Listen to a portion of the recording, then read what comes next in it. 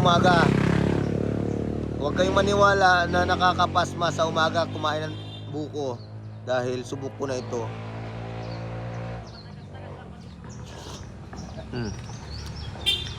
Talagang ano siya.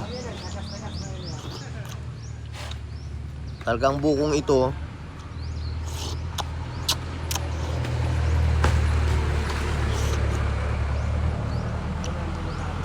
May kumukuha pa, tingnan mo, dali.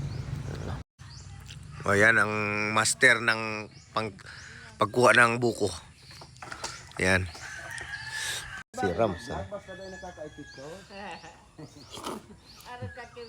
Ito ay nakakaipit na. Ito sana. Diyan ka itong minsi.